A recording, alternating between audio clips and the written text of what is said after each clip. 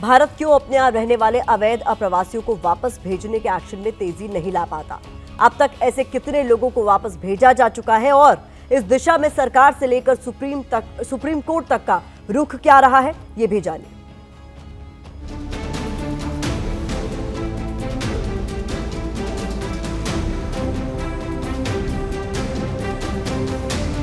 12 फरवरी को जब ये मुद्दा फिर से चर्चा के केंद्र में आया, गुजरात के अहमदाबाद से अवैध अप्रवासियों से जुड़ी बड़ी खबर सामने आई। अहमदाबाद क्राइम ब्रांच ने देश विरोधी गतिविधियों में शामिल लोगों के खिलाफ बड़ी कार्रवाई की। इसके तहत 15 बांग्लादेशियों को वापस भेजा गया। तलाशी अभियान के दौरान 50 अवैध अप्रवासी हिरासत में लिए गए। बाकी अप्रवासियों को भी भेजने का प्रोसेस जारी है। ये पूरी प्रोसेस से ये एस्टेब्लिश हुआ कि बांग्लादेश को मानना पड़ा कि ये उनके नागरिक है और उन्होंने इस बात का स्वीकार किया है। पहले लॉट में यहाँ से 15 बांग्लादेशी नागरिक और एक माइनर बच्चा उनको भेजा गया है। बाकी जो 50 डिटेन थे उसमें से 35 को इस मंथ के एंड में या मार्च 15 तक उनको रिपोर्ट किया जाएगा। इसके अलावा हमारी रिसर्च में सामने आए डेटा के मुताबिक 1 अप्रैल 2023 से 31 मार्च 2024 के बीच भारत में अवैध रूप से रह रहे करीब 2331 विदेशियों को वापस भेजा गया।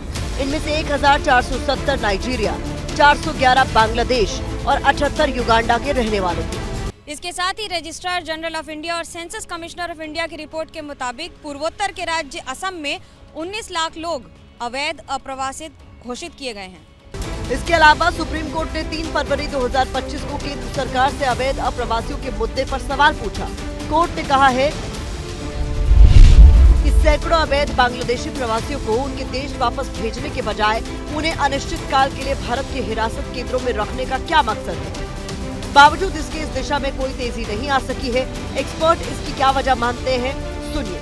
हमें सारी अपनी ताकत लगा के ये सारे जो अवैध बांग्लादेशी और रोहिंग्या हैं उन्हें वापस भेजना चाहिए।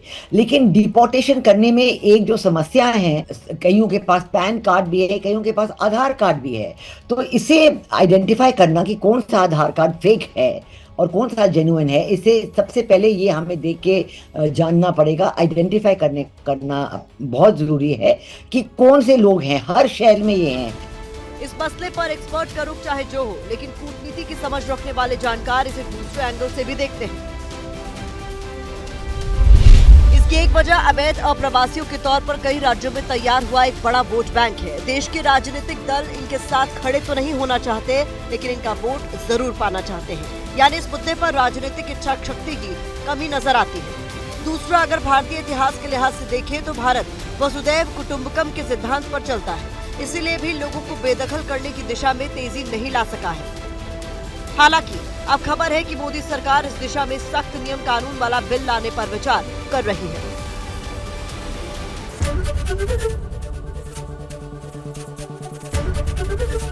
एबीपी गंगा, खबर आपकी, जुबान आपकी।